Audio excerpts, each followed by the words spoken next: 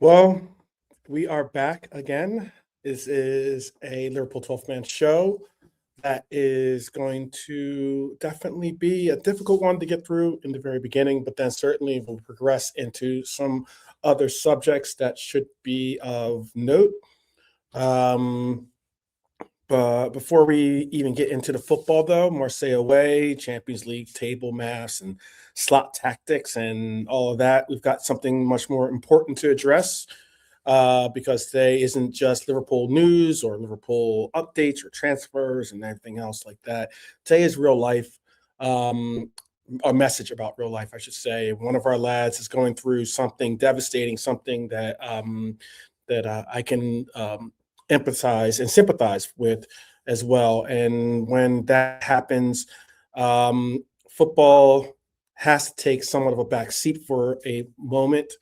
Um, we're going to start there with Konaté and with his family, and we're going to handle it as properly as possible, respectfully as possible, and then we'll transition back into the football, like I said. But we definitely wanted to get into giving the proper respects for Konaté and his family. So I'll just begin by speaking on this evening that Konaté posted details of his dad's funeral on his Instagram story. The message, it hits you straight in the chest, I guess you could say. It's difficult for me to talk about because I know I've lost my father. Actually, this is going to be coming up on the year anniversary of losing my father. So I know how difficult it can be to lose someone in your life that is meaningful and that has a purpose in it. And it's not something easy to talk about, I'm sure. He wrote in his message, "From him we come and to him we return." It also confirmed the funeral will take place this Friday, ahead of last night's 3-0 win at Marseille.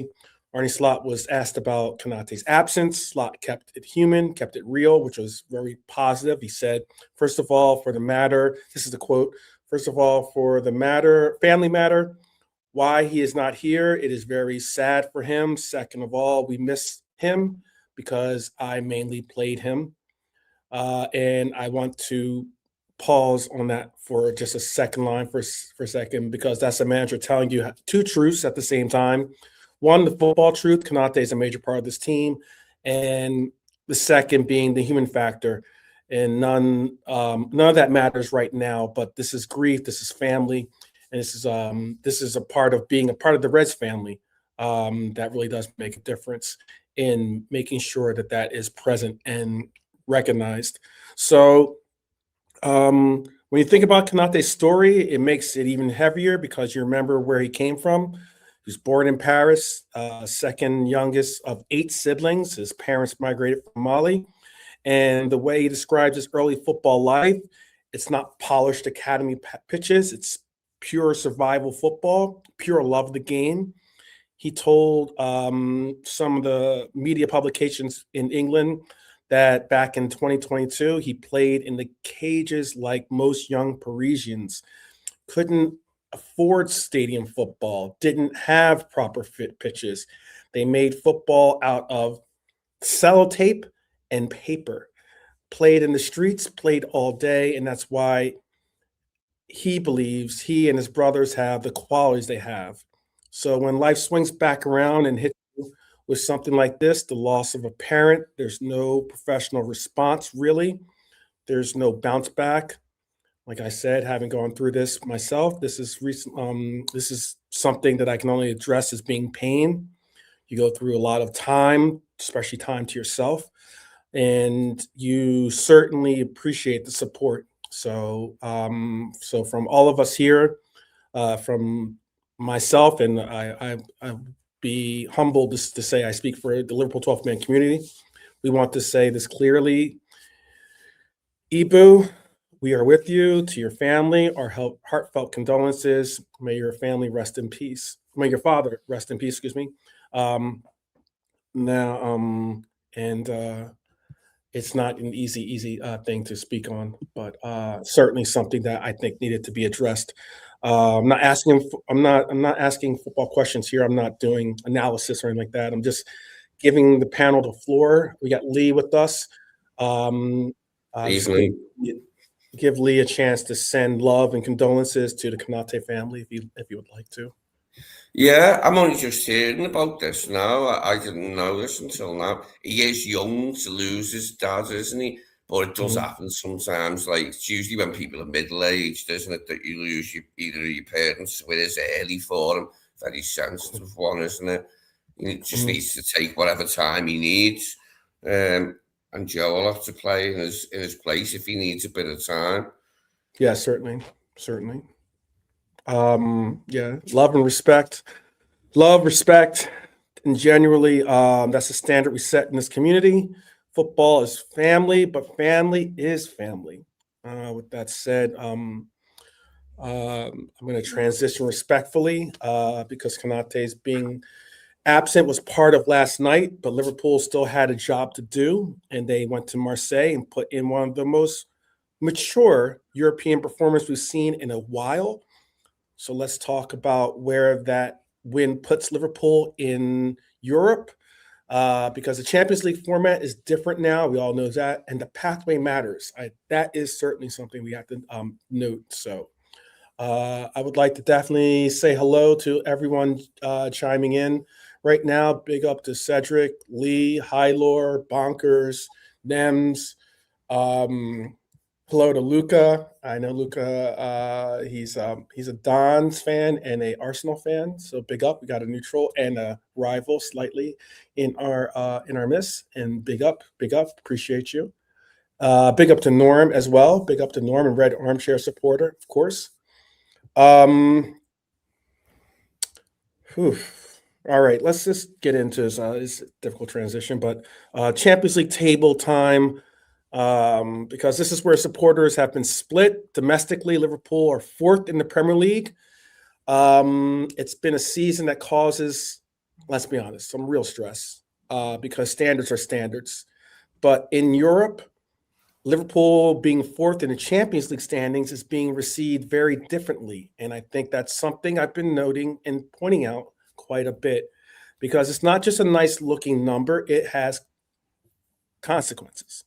The 3-0 win at Marseille was moved, um, which moved Liverpool on the 15 points from 7 games, and it puts them right on the brink of securing direct qualification to the last 16. That's a big, big, big thing. Um, Big up, True Cop Bite Reds. Big up, big up. Good to see you. Um, and here's the key point that a lot of fans are now looking or only starting maybe calculate in their math.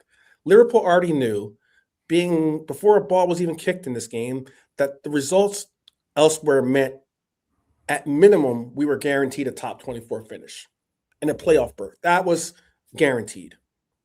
But minimum isn't what we're chasing here, obviously. That's not the standards we set or expect because February is already stacked, January is already stacked as well.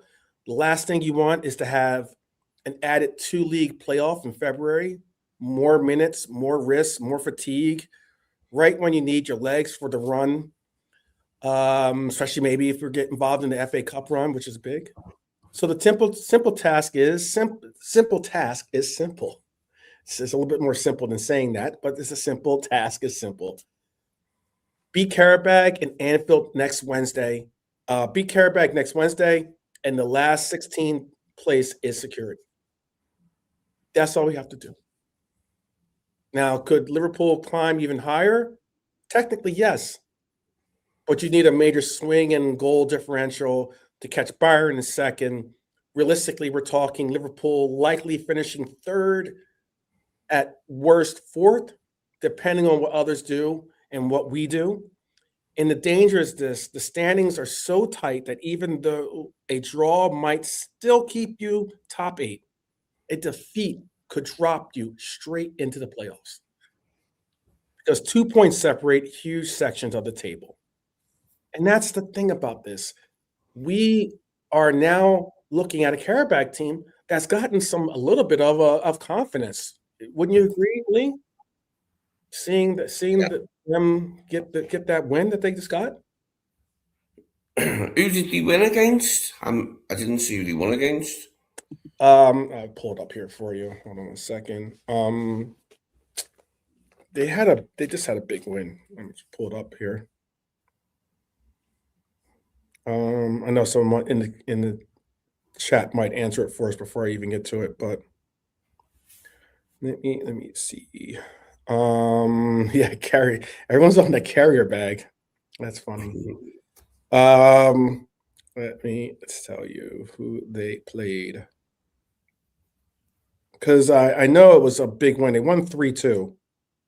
Or was it a 3-2 or they it was almost as big as the Bodo Glimt win. And they're in like I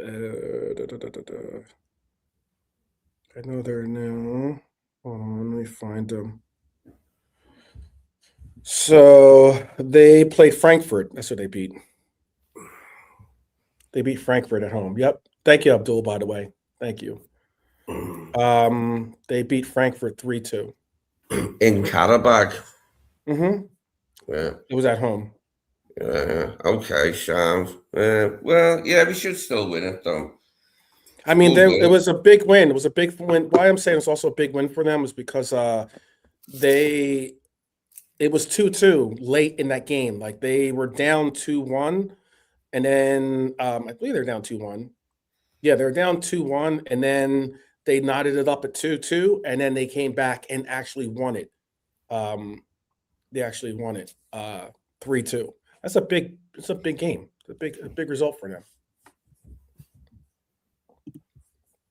But all right. I'd say mentality has to matter. You don't have to do maths. You don't have to do gambles. You don't have to, you just have to win the game. We can talk about what comes next because the next format confuses a lot of people, I'm sure. Look, this is how it breaks down. Teams that finish 9th through 24th go into a two-legged playoff format in February. The winners then join the top 8 in the round of 16 in March. If you finish 25th to 36, you're out. And the seeding matters as well. Top 8 gives you seeding advantages and home advantage in the second legs in the rounds of 16, and possibly even the quarters, depending on where these teams land and who ends up making it out of the those stages of the Champions League. No country protection, so it doesn't matter if England can face off against an English team. So yes, you could draw an English club. It's messy. It's modern UEFA. It's chaos. I know some people are not really into this form of the Champions League. Some people have started to adjust to it, if not appreciate it. Some are actually really stokish on it. But that's why top 8 really does matter. It also matters getting your games done and also sometimes helping your cause by beating teams, even though you might have a game secured or position secured. Last year, for instance, we played PSV, and we ended up losing that game. It didn't seem like that was a big deal because we still ended up being in first place. However, because we didn't beat PSV, it ended up allowing for PSG to be slotted into a playoff spot that we would have to eventually face off against them. So it matters. Just win all your games, win whoever's in front of you, and continue to move on. So there is an extra layer of this. There is a European performance spot situation going on. And that means like as in the coefficients, if you've heard that term being used, if English clubs perform strongly, the league can potentially earn an extra Champions League place again, with the chances of going from top 4 to all of a sudden being top 5 that could get you into Champions League. That's huge, by the way. Perform in Europe to avoid extra fixtures, handle league form because nothing is guaranteed, obviously. But where does this sit with you, Lee? Is top 8 now a big priority, more so than chasing domestic momentum? Is that something that like as in is us performing against Karabag more priority to you than it is in getting that top 8 spot a bigger priority than trying to rely on what we do in the Premier League? What we need to focus on in the immediate future is correcting our abysmal away form in the Premier League this season by translating the away performance in Marseille into an away performance at Bournemouth, which isn't as far away as Marseille. It's on the south coast of England rather than the south coast of France. But we've got to go down there to this south coast and get 3 points. We desperately need 3 points and we've got to get them. It'll be another really, really bad result if we can't. Yeah, no doubt. The Abdul gave us points on the board because, like United and Chelsea, we can't guarantee that they'll just keep on dropping points. So we need to keep up where we need to be for Champions League. Can't end up in the Europa League or anything like that. That'd be shit. Yeah, no. Liverpool, 6 upcoming games provided by Abdul. Big up Abdul, by the way. Bournemouth, Karabag. Then we have Man City. Then we have Newcastle. Then we have Sunderland. I believe the Newcastle game's at home. The City game's away. City's at home. We've been to City. Oh, that's right. Excuse me. You're right. You're absolutely right. City is at home. Newcastle's at home too, then, because we've already been to Newcastle. Sunderland's away. Sunderland's away makes sense. And then we have the Brighton FA Cup game at home. So we have Bournemouth away, correct? We already have Bournemouth at home too. So, yeah, away to Bournemouth, yeah. So we have an away, home, away, and then home. Not bad. 6 fixtures, only 2 away fixtures out of that. I would like to, with a little bit of maybe that little extra oomph from the Anfield crowd, we're at home, and I know that necessarily hasn't been a guarantee for us this season, but and a City out of form too. Big up Red Armchair supporter, that is spot on. I do struggle a little bit with that one because I know that Manchester City always seems to notch it up a level for when they come up against us. They didn't do so obviously against Manchester United at Old Toilet, but do we just need against Karabag to qualify it without going into the playoffs? We need 3 points. Thought we only needed the point off them after winning at Marseille. So we sit with 15 points, right? We're in 4th place. But if we were to get, let's say hypothetically, we were to get a draw. Hypothetically. A draw means that we don't get any plus minus with our goal differential. Because we sit at +6 goal differential right now. If we were to get a draw, we'd have 16 points. However, if Tottenham were to win, if PSG were to win, if Newcastle were to win, if Chelsea were to win, they would all have better goal differentials than us.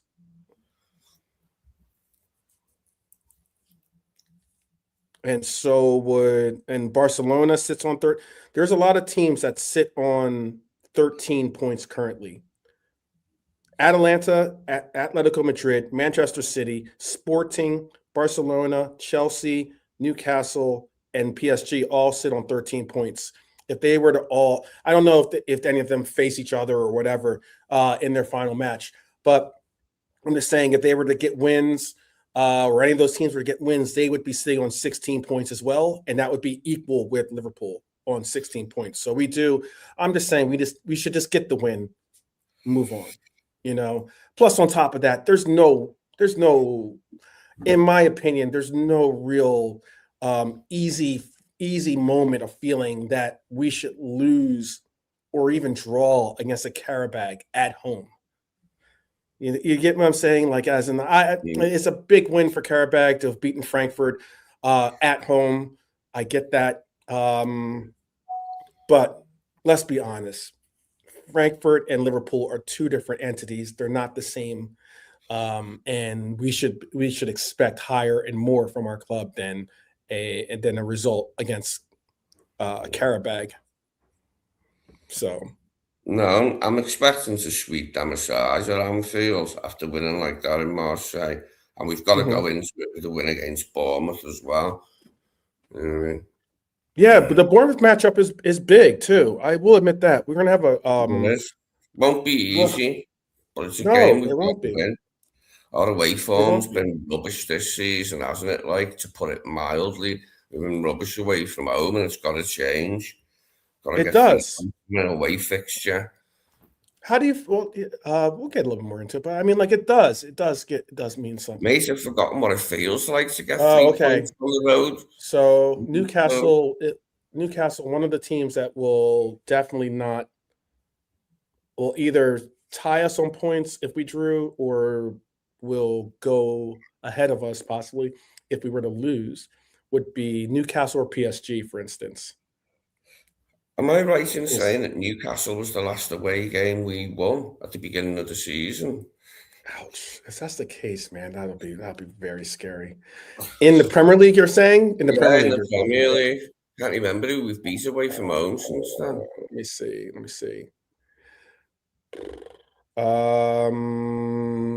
No, you know why? Because we beat Spurs. That's right, yeah. That's right. We beat So we've Spurs. had 1 win away from home since then. Beginning 2 wins away from home. No, we've had two wins. Two wins away from home this season. Because it's not enough, is we've it? won against Spurs, and we beat West Ham away. Everything else beyond that has with been Newcastle. That's 3, and 3 away wins. That's not enough. Shit. Yes, since in our win streak, that's the only 2 wins away that we have. Everything else has been draws. Yeah, Leeds has been a draw. Arsenal's been a draw. Fulham's been a draw. Yeah. Beat Burnley away, and we also beat Burnley away, but Burnley was before our losing streak there. That's the reason why we were saying that. Burnley was back in September. Jesus. You know what's really, really wild that I'm looking at this too, by the way? So our wins on the road, okay? You just talked about Burnley, right? We talked about West Ham. We talked about Spurs, correct? Those are our 3 wins on the road. We talked about Newcastle, let's say. Holy crap. Let me give you this weird stat that just kind of stuck out by me looking at our schedule. And tell me what you guys think in the chat about this one. In all of our away wins, we have played against a team that had a man down, at least 1 man down in the fixture. Is that not weird?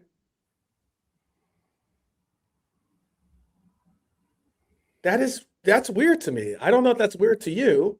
No, it is. But you get what I'm saying? Yeah. In all of our fixtures, we beat West Ham away.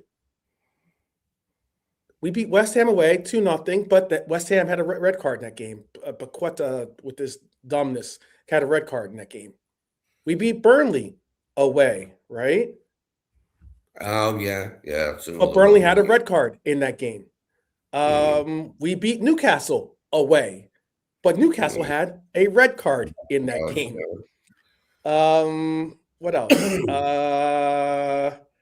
We beat Spurs, but we We lost beat these out in the Spurs. Premier. We beat Spurs And they had away. 9 men by the end. Exactly. Is that not weird? That's crazy. Is the only way we can win on the road is if we play against 10, at least 10 men or 9 men or something. Yeah.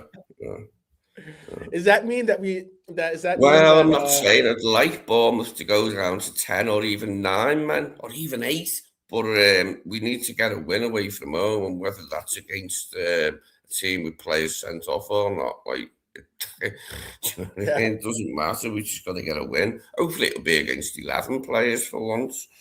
Hopefully we'll just be too good for them, too strong for them. And the bounce from the Marseille win, which was a good win, clean sheet and a good win, some good goals. Give them a bit of a bounce. Hopefully we can do it, because we do need it for the table to stay up the Champions League places where we need to be. It's about time we got a win. We haven't had one for a few weeks in the league. Had too many draws. There's let's see. Hyler has a crazy stat for us, and so does Lee Wizkid. All right, Lee Wizkid got his in first, so I'll say he said, here's one. Last night was the first game all season where we were up 2-0 and then scored the game's third goal. That is a strange one. I'm gonna star that. That is a strange one. I love weird little, statistics like that. They're kind of fun to talk about. And Hylor says, at Marseille, Liverpool ended a 350-day wait that extended it into a 51st game, not counting the Community Shield, before they won by at least 3 goals without conceding. Wow. That's a mad stat, too.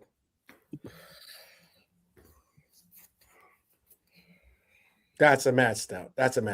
Not counting the Community Shield. That's wild. That's mine. That's mine. I don't know which one's worse. I don't know. They're all three really, really interesting statistics, I would say, that really kind of make you go, Like what's that CC Music Factory? Things that make you go, right? Yeah. Things that make little you 90s go, there. Things that Yeah, a little 90s there for I think it's in the 90s, I want to say. DNC Music Factory, yeah. Yeah. A tragic stat. That is a tragic stat. But let's get into what happened yesterday. Because I did say after the Burnley game at the weekend that it felt like one of those rare ones in the unbeaten run where Liverpool had actually played well and still deserved criticism because they didn't get the result against a side that is batting relegation. There's no way we should be competing against a team like that, like Burnley, and saying that we can't handle them. I do have I'll have to decide if I'm going to I have like an op-ed that I do. I've been doing a little bit more of my op-eds and trying to, because now on Twitter, I just upgraded and I'm able to editorialize. I'm able to put like articles in and stuff. So I'm going to start putting in a little bit of articles. I don't have that big of a following on Twitter, so it's good. I won't probably receive too much of a lashing with some of my opinions, but it was in this op-ed I speak on somewhat of this Burnley obsession by our coach, and also talk about some of the pushback, because I saw a piece and I know it before anyone in the chat tells me, before Lee maybe even tells me, or anyone in our group chat says something. And I'm sure because they watch our shows, if they're not a part of it, they still watch our shows. I was listening to Talk Sport. I know that's a bad step already. But listening or watching Talk Sport, and on Talk Sport was, oh my goodness, what is his name? I'm gonna go blank on his name. He used to be, I think he owned Villa, or I think he owned Villa at one point. Doug He's Ellis. no. He was He's ages a ago the Villa owner, Doug he Ellis. talks sport. He's always got some colluded freaking opinion. I'll Simon look at Jordan. Simon Jordan. Thank you, Yeah, Simon he's the Jordan. Palace fella, yeah. Palace. I knew it Oh, was. he's full of Palace. shit, yeah. He's full Yeah. of shit, and more shit. The man is full of shit, as the song went. You're full of shit, and more shit. You There are you go. full of shit, Mr. Jordan. I think he's got sometimes some really vile and sometimes obscurely ugly takes. I think sometimes he might even do it I think sometimes he's doing it from a pure perspective of that's what he feels, and sometimes maybe he's just doing it for the fact of he likes the attention. But he was referencing something that Steven Gerrard brought up, and again, I'll go into more depth in that op-ed, but he brought up something about our coaches doubling down and how he's obsessed with this whole thing about low blocks. And the one thing that I will say that I can agree with, oh my goodness, only reason I'm agreeing with Simon Jordan is because he agreed with Steven Gerrard. Steven Gerrard's take on it is, look, you're gonna come up against low blocks from the dawn of football to now. You're always going to come up against low blocks, no matter where you go. Okay. I know, no more low block chatter. Anyway, please. I get it. And that's what I'm going to bring. I'm going to try to be precise about it and not lammer on about it so much. But he was bringing up the fact about you're going to come up against low blocks. All we're trying to emphasize with this coach is, I know that we have had difficulty breaking him down, but it is your job as a coach to figure it out. That's all we're trying to say. You know you're going to come up against these low blocks, set piece, the whole likes, and as this being said in there, I like it. You're going to come up against that too, right? When it comes to some of the takes that you're going to have to go against. But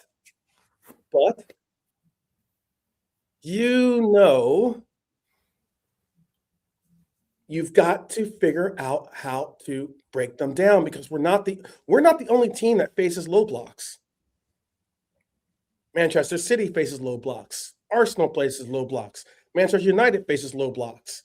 Sometimes Manchester United plays in a low block. Sometimes even us, just as of recently, played in a low block against Arsenal. So you got to figure out how to break it down. But after the Burnley game, like I said something that felt almost ridiculous at the time, but that Liverpool had played quite well, or played decent, but still deserved criticism because they didn't get the result. And I said it because it had been a long time since we'd seen both a proper performance and a proper outcome. And tonight, or last night, against Marseille, we finally got the 2. Because this isn't just a 3-0 win in the Champions League. It's a brilliant performance by some players that really looked like they were enjoying themselves on the pitch. And that's important. You've got to have, once the love for the game, I'm not saying that I might be over-exaggerating the love for the game like that, but what I'm saying, once you start seeing people start to really not exude that appreciation for the game, tend to recognize that performances dip. It's harder to get a player to rise above and play well in the likes, or to perform in a game that we're maybe underdogs in. And that's what we finally got to see. Marseille was prepared to go against us.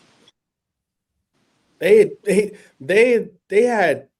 I will admit this. The Velodrome is a cool looking stadium. There's very few stadiums that I would like to go to. In my list, but the Velodrome is one of those stadiums I would like to experience. Great stadium experience, vibes, the whole nine. Yeah, it looked like our fans enjoyed it. Parts, with the pictures, or with the artistry. Really, really cool. Yeah, it was good, bro. The stadium. People talked up Marseille all week. The Velodrome, the Zerbi, their attacking numbers. 41 goals in League One. More than PSG, by the way. And on paper, this was supposed to be a brutal night. And instead, Marseille barely laid a glove on us. And that was really, really important to have happen. A performance is what we needed. JK is with us right now. I don't want to get too deep into this to my little segment here, but JK, how are you doing, brother? I'm all good, bro. What are you saying? Lee, hope you're cool as well. Yeah, good, babe, thanks. I'll make sure I can hear Nice you. to hear. And Red Armchair as always, man. Lee was good. Everyone else. Lee, can you hear what he's saying? Or am I? Yeah, can I hear Can you hear me? Okay, one second. For some reason I'm not hearing everyone. If I do drop out, usually when I stop hearing people speak, it might be because my internet's about to do something weird and wanky. But if I do drop out, I will log back in. Just so Lee and JK definitely take over. Let me see if I can do something. Let me bring it to this.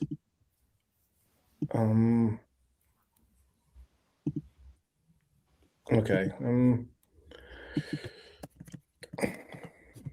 All right. All right. Go ahead. The game exposed what being like third, fourth in the Premier League and third, fourth in League One is. The difference was 3-0, wasn't it? Like away from home. I mean, but aren't they in the French league? We're fourth in. No, they're big goal scorers, bro. And they scored 5 at the weekend. The pictures everyone was worried about the Greenwood. I know I'm a little late in the conversation, but Greenwood was supposed to be, a problem child for us, and no pun intended. And and he was pretty much neutralized by Kirkez. He was having to find other ways to try to get involved in the game. And when he started to go central and Gomez had to pick him up or the likes, he was still shut down pretty successfully. No, but I reckon he played okay. I think he was the liveliest out of their team anyway. The only one when he had the ball, he looked sort of dangerous. He played well. I reckon he played okay. Bless up Eric Greenwood, as well in the chat. Nice one, bro. Yeah, Greenwood was he looked lean and fit and whatever, But at the end of the day, I hope the players knew before the game that he used to play for Man United, and maybe Kirkez did, because Kirkez, bro, he's playing with what a energy, man. Like, what a guy. Yeah, I mean, excuse me. I think Liverpool controlled huge stretches of the game. I think the most important thing was they quieted the crowd. That was important to do. Picked their moments, walked away with 3 goals, clean sheet. Textbook European football, especially away, and the stats back it up. Marseille had more shots, but the quality wasn't there. They had 0.88 xG for them as opposed to our 1.9. Honestly, even when you look at it that way, that feels like it was a little low, the 1.49 xG, considering that we could have gotten a couple of goals out of possibly Mohamed Salah. I think we could have gotten a goal out of Florian Wirtz if he takes that touch a little bit better. Ekadike couple. Who's that? Ekadike. Oh yeah, yep, agreed. I'll come back in and out, bro. What? Whoops. Did you say you come back in and out? Is that what you said? Okay. 2 LPs. Hope you can hear me now. Yeah. I can hear you. Okay, cool. Yeah, I had to. For some reason, I don't know what's going on with this. Let me see if I can get back on. Okay, yeah, I'm good. It's true. PSG lost on To be Tuesday. on an LP cover there on mine, Jimmy. I know you like that. It's just like this is our ode to music right here. Is the records? They look like records. They look For like some of records, those old, for some of the younger generation that is a part of our chat, records were the things that people used to listen to music on. I do because I got a lot of hip hop records, and for me, it was the artwork involved in the design of the cover. I used to love it, bro. Agreed. One of my favorite record albums was Beastie Boys' "License to Ill." That was like, whereas in it was like a crazy little when you opened it up, the artwork continued out. That was Eminem ended up taking that artwork and adjusting and adapting it for his own record. Okay. I never ever bought an Eminem record. All right. I've got Ill Communication and Hello Nasty by the Beastie Boys on CD. Not on record, on CD, both of them. I like the single Sure Shot from Ill Communication, so I went out and bought the album. That one, Sure Shot. Yeah, sure, absolutely. That's what we did. Well, yesterday we did exactly that. What Red Armchair Supporter did. We set up a sabotage, and we definitely took. Yeah, sabotage is on Ill Communication as well. Yeah, we went there and saw that. Yep. Beastie Boys was one of my first concerts ever in my life. I got to see Beastie Boys. Oh, okay. He comes to Liverpool. I never seen them. It was before I knew of them. But couple of my mates from when I was like in my late teens went to see them when they come to Liverpool.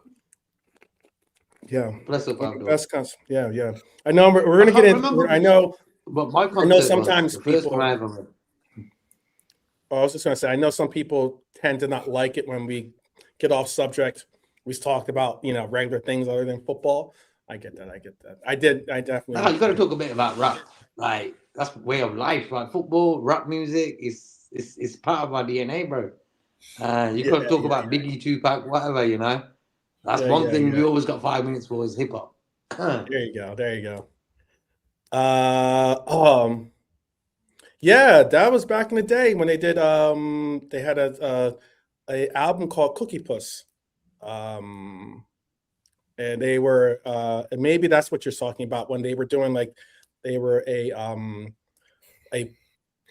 punk pop, I guess, or they're like a punk band ish type band.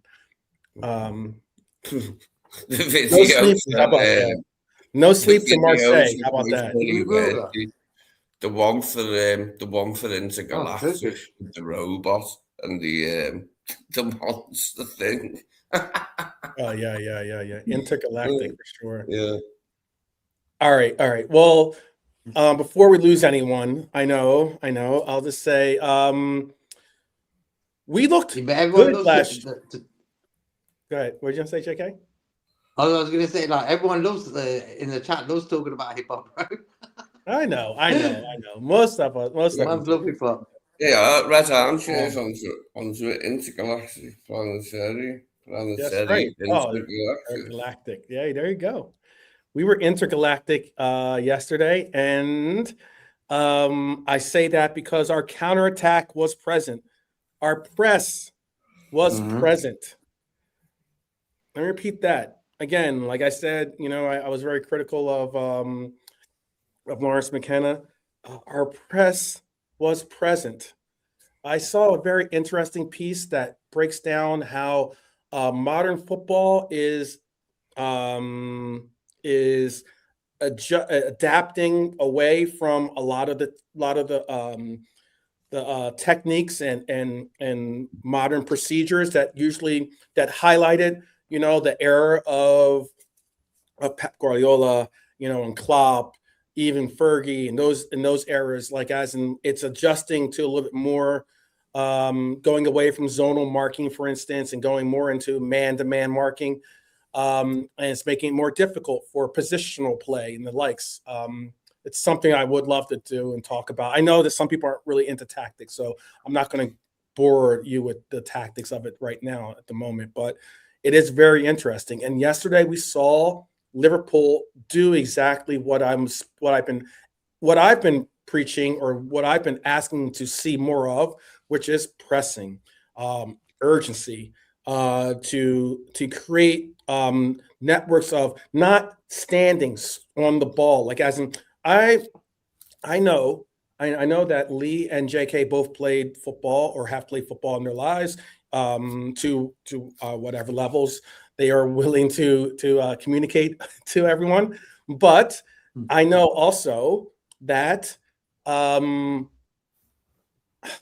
one thing, even at a youth stage, one thing that our coach emphasized is that we would have certain drills, and one of the drills was to keep the ball moving, basically, to start to get into making your movements fluid and making the football seamless. And one of those things was we would have a drill where you couldn't touch the ball more. I think it was like more than twice. You could only have like one touch or two touches, and you had to get rid of the ball. If you touched it more than twice, you were doing laps. Okay, so like it was a situation. Like it's sort of like oh man, I know you guys have a different name for it, so I'm trying to think of what you guys call it. The drill where you have the two defenders inside a circle, and you try to pass it through or around them. You know what I'm talking about? Mm-hmm. It's very similar to that. Okay, it's very similar to that method. And it's like what Abdul is saying, pretty much. It's like for us, it was very Brazilian way of football, and that's what at least that kind of style was very South American, if not more so Brazilian, like as in, quick touches, 1, 2, don't keep the ball on your feet, just quick touches, move the ball around, find space, move into space, use the channels, the whole likes, and we got to see a little bit of that yesterday. We got to actually see a little bit. Are Liverpool finally showing signs of being a proper European team again, do you think? Even if the league form still feels shaky, I get that. But are Liverpool finally showing what some of us have said this team is more constructed to be, and that is a European presence? Not so much, I know people don't want to necessarily hear this, but not so much maybe a Premier League powerhouse, more so a European powerhouse? Or is that going too far with it? It's going a bit too far for me. Okay. Then tell me what you think.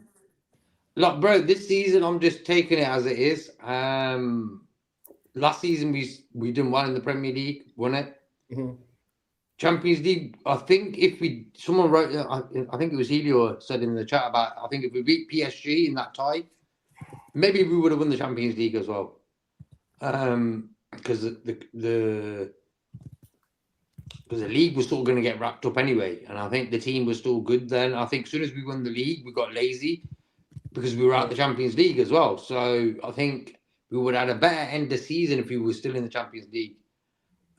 This season, the Champions League seems to be with 4. So we're guaranteed to go into the next round anyway. Carrier Bag won yesterday. I think they scored pretty late and they won the game anyway against Frankfurt. So we still got to win that tie. I just feel we can win the Champions League with that display we showed yesterday against Inter as well. even beat Atletico Madrid, beat Real Madrid as well this season, bro. We lost to Galatasaray. And Yeah, who we else? did. And was it? We should have lost. We shouldn't bro, have lost against Galatasaray too, by the way. Bro, we shouldn't have lost. And PSV beat us as well, wasn't it? 4-1. Yes, the PSV game Yeah. was different story. That was embarrassing. Madness, bro. Newcastle beat PSV 3-0 yesterday. Mm-hmm. You know what I mean? Newcastle beat them. So I think we could have been actually top of the table as well. So yeah, them 2 games. I just feel, yeah, bro, we got the quality. When you look at our team yesterday, there's a lot of quality in there. Mm-hmm. You know, Wirtz didn't even have a good game yesterday, bro. He wasn't even involved. He just passed. He just did what he had to do, but he didn't have to do any more because someone else popped up and did it. So that was a good thing to see. I think Salah played sound as well. So it was good to see that. We can. Like for me, I said before Salah came back, I said look for Salah to come back and we end up smashing it in the Champions League with Salah's help. I think yesterday he played sound. And we did that 3rd goal was good. It was like the old school Liverpool way of counter-attacking. It was clean, no nonsense, bang, bang, goal. That was good to see. Mm-hmm. Can I just say, I'll be back in a few minutes. I've just got to go and take care of something down at the front door. I'll be back in a few minutes. Do it. Yeah. Cheers. Okay. And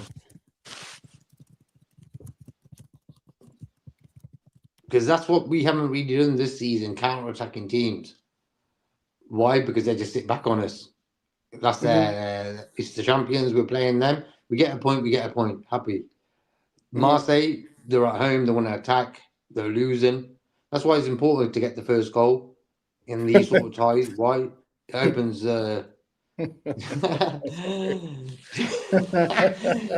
he said it before I She forgot her keys. She forgot her keys. Bro, as soon as Lee said that, I was about to drop it. It's Tracy, but you know what? I'll leave it. That's funny. That's funny. Go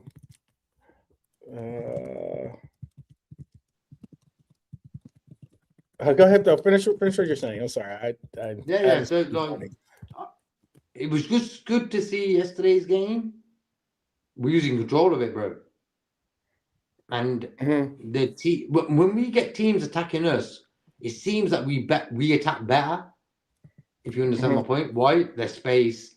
Because when the team sits, people like Wirtz, McAllister, even Salah, bro, they get so squeezed in, they can't find any space. It's like that in the Premier League, but in the Champions League, it seems to be a bit more open because these teams are thinking, look, Liverpool are coming home to our ground.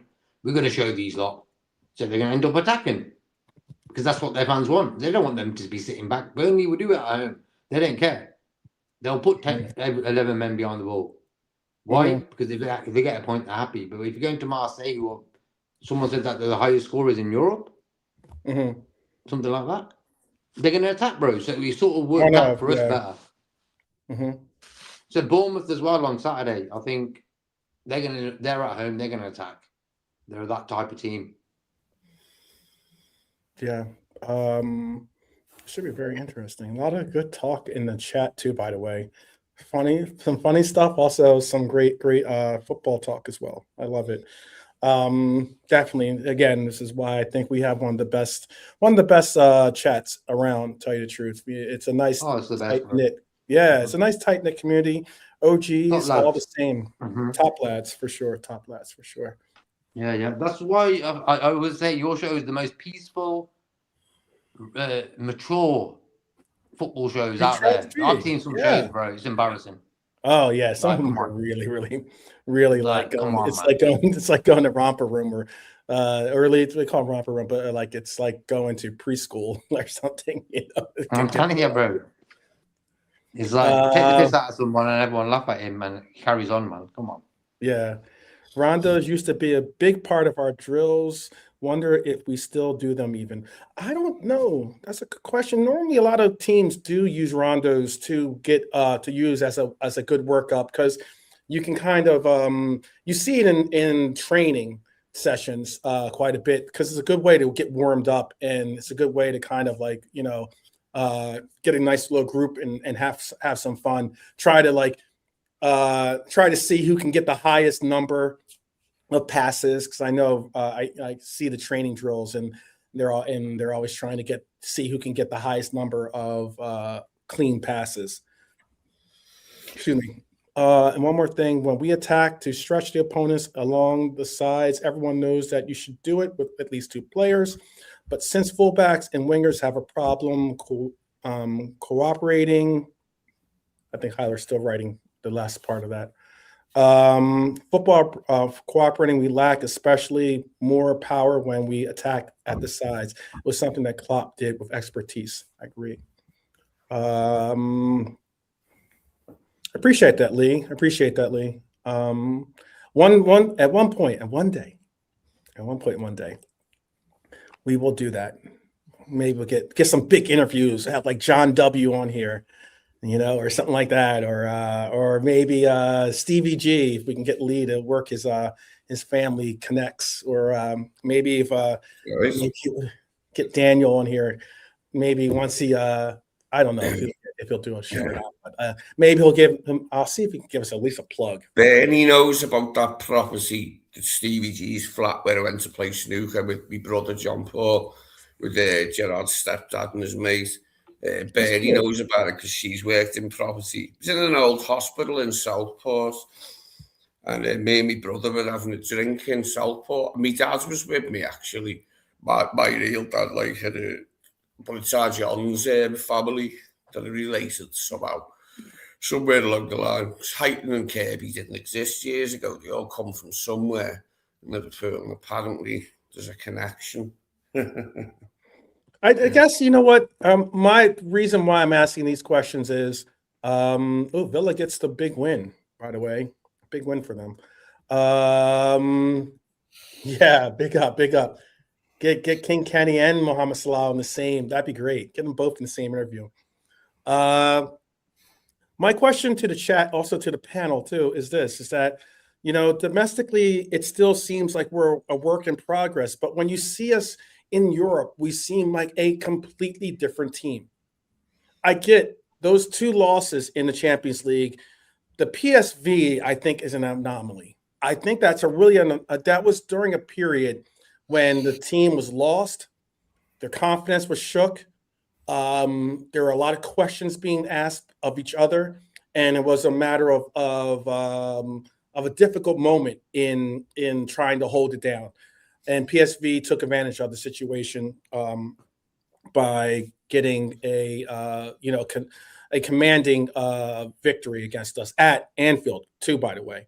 But why I'm bringing up this thing is that domestically, we look like 2 different teams. I mean, the question becomes, I think, are we watching 2 different versions of the same team, or is this the version that can start to take over everywhere? Do you believe that? In your heart, do you believe that? I'll ask JK first to give Lee a chance to get settled back in. Can you just repeat the question, bro? Are we watching 2 different versions of the same team, or is this the version that we saw yesterday, the version that can possibly be the version we see move forward on all platforms, on FA Cup, in Premier League? Can we see this form of the team that took on Marseille really be there, or is it even maybe a case of it just so happens that we had the right opponent at the right time? I'll even give you that little out. Well, the 1-5-2 at the weekend, I was saying before, Marseille 5 against Angers, it was the perfect game in that way where we put our foot down a bit, and we wanted to attack. You know what I mean? Perfect tactics, bro. I just feel everyone did a job. I think Kirkes, Gomez, Van Dijk, Frimpong, defense, sound, all of them. Alisson as well. Jimmy gave him his man of the match to him. He did some good saves, Alisson. Especially that shot from Greenwood. He was sort of going in, that was. So I think discipline, bro. If you concentrate, look at that. Gomez got replaces Konaté. I'm not sure. I've seen your thumbnail about Konaté. I'm not sure what the news is. But we just looked a bit more chilled yesterday with Gomez and that. I'll give you a chance to say something on the topic then, because I know you don't know too much about it, but it was announced today that the reason for his absence in the game was because he lost Konaté lost his father just recently. So again, I know like Jimmy's talking about the pressure to go back to back, the loss of Jota and the injuries have made it a tough Premier League season. It has. And then you're going to have emotional turmoil to get through, whether it's things with your own family or with the team or with your own life and likes, getting through injuries and the likes like that. And then, it's certainly with this tragic situation for Konaté. But it does matter. It does matter to have the strength of a well-knit family around you. And I mean like an extended family around you, not only your own family, meaning your blood family, but also those around you that you call brothers or sisters in your efforts of taking on life. It's not easy. It's not easy at all. Go ahead. Do you want to say something to JK? Do you want to say condolences or? Yeah, for sure, bro. We all know between ourselves and that what it's like to lose your father and stuff. So my thoughts are with him, man. Yeah, that's terrible, bro. And at the end of the day, do you know how old his father was? I don't. I could find out, but I don't. I know they have a big family, so I mean, like, I would assume that he's probably, Got enough brothers. yeah, he's got like 8 brothers. So I'm assuming that, I'm assuming his father was at a good age, but I'll have to look that up for you. Rest in peace. My thoughts go out to the family, man. Let's see. Of course, Lee was good. The other thing as well. Took me ages to get that out of my head. It was hard. Yeah, he was. He's apparently around 80. Whoa. He was probably he's around 86. Okay. He lived a good life. Mm-hmm.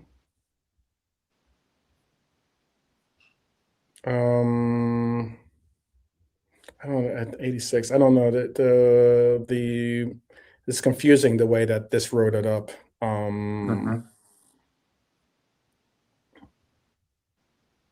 Yeah. Yeah, 86. But yeah. If we're only so lucky, 80s, 90s, 100s. Hopefully, we can. That's why you shouldn't stress when you're young. I always say this to the younger generations: shouldn't stress. Stress is the biggest causer of people are like in the last few years. A lot of people have passed away, and it's astounding how many heart attacks and stuff like that for men and stuff. A lot. That's why you shouldn't stress, man. 100 years from now, it don't make no difference, man. So whatever the stresses you have in life, put them to the side, man. Who needs them? Yeah. Well, I'm at the centre of a mystery right here. The reason I nipped downstairs before is I had a couch I was throwing away, a sofa, and it was due to be picked up by the council tomorrow to take it away. Went down and it isn't there. It's already gone. But that was before time, and they wouldn't have took it. They only take it if it's out in the driveway. They couldn't come in the house and take it. It's disappeared. But I wanted rid of it anyway. Do you know what I mean? But I've just checked on my phone and I have been billed for it going away with the council, but I don't know how they got it here to take it. It's a mystery. Oh, I just hope my landlords don't get in touch with me and say, we moved it, you have to pay. I'll be paying twice. Thinking back to this game, what other result where you saw a strong performance match with a proper result? Because we've had some decent performances that didn't end up getting us a result. Maybe got us a draw or something, you know. What was the last proper performance, like from start to finish, that you can remember, honestly? What is it in the chat? Who would you say? Red Armchair supporter saying versus Madrid, for instance. What would be your last proper start to finish? We look like our team. Hyler saying Inter. What would you say? Lee, JK, do you have one? You guys are thinking, I take it? Hit me with the question again. What was the last proper, from start to finish, what was our last performance similar to the performance we had against Marseille, in the sense of it was a performance where we had a good performance, but we also got a proper result, meaning we got like a 3-0 win, or we got a, Well, it was a better win than Inter, in the sense that, like, we outclassed Marseille more than what we did with Inter. We needed that late error from Bastoni to get the win at Inter. This was easier, wasn't it, for us? It was a better performance in that respect, but they aren't as good as Inter. Recent European form shows Inter have been good over a number of years, been in the final and that, but Marseille, not so much. So it's a good result, though, and hopefully it can spur us on to get a result at Bournemouth, because, as I said earlier, we have to get 3 points. It's one of those must-win games for me, which Burnley one was as well. That was a must-win game. We've got to get 3 league points from somewhere. We just haven't had enough on away from home this season. We had a few, haven't we? So, but not enough. That needs to change. What was it for you, JK? What was the last real good performance from start to finish, where we look like that should be, like, as in that should be the way that we proceed with, like, as in you want to see us play like that in whatever game we have in front of us? I think the Arsenal away game, Arsenal did nothing in that game. We controlled it, majority of the game, we controlled it. So that was probably that game as well. Yeah. Madrid, of course, the Real Madrid one. I thought we should have got a win on that game. The result, I think, in that game wasn't the proper style result that I wanted to, like, as in, I think we deserved a win in that game. I know some people don't. Some people have challenged that assessment, but I think that we deserved a win in that game, considering that it was there to be taken. Yep.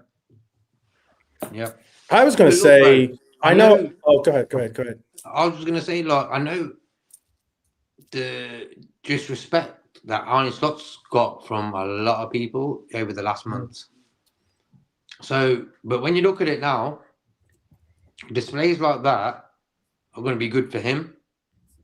I think, like, any time, it's like when the way football is now, as soon as you hit a rocky patch, your job's on the line. Look at this season, bro. Almiron's gone. The guy at Chelsea's gone. That people don't mess about no more. Slott's come back from his little downfall, and this is the longest run in Europe. The one we're on now, it's been the longest all season of unbeaten run. Liverpool have got it, yeah. So a disciplined display like yesterday is good for Slot.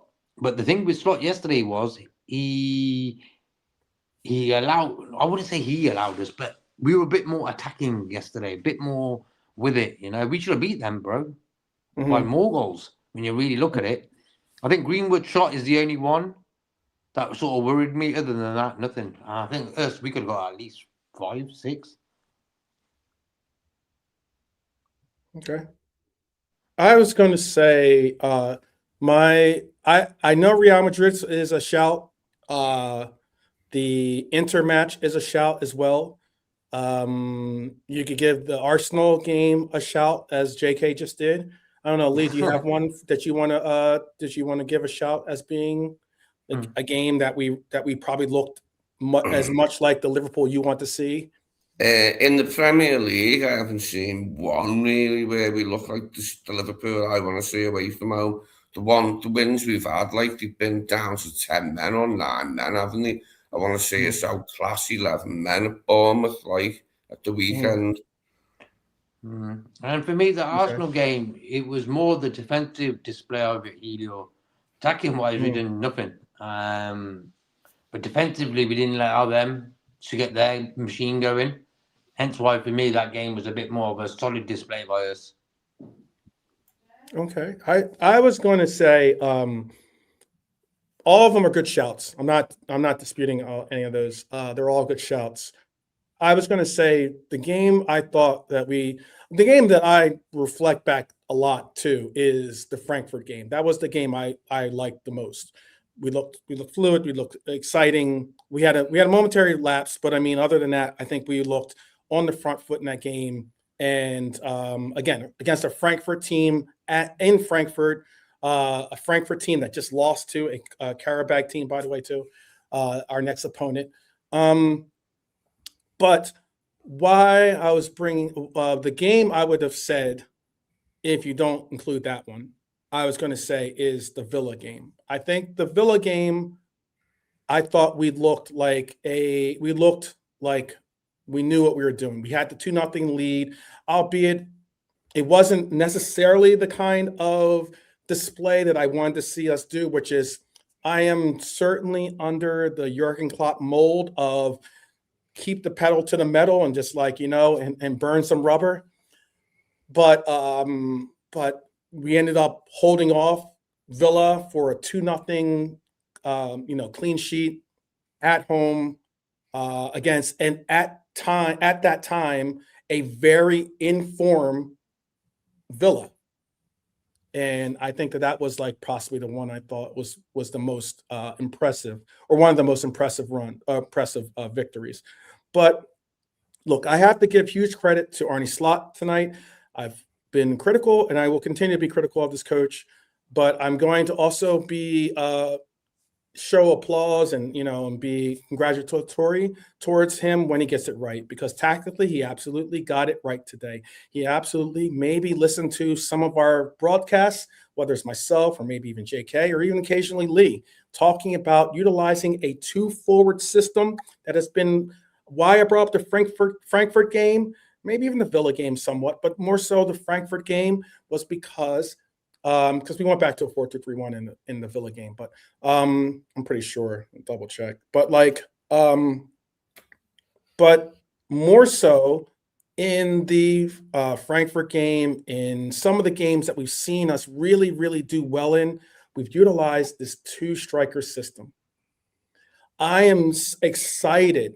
Also, I've seen some pictures and video of Isak working out, getting stronger, getting back to possibly, he's already had a surgery, so he's obviously getting back to full fitness. I'm not saying it's anytime soon, but I'm very excited to when that day will be a reality.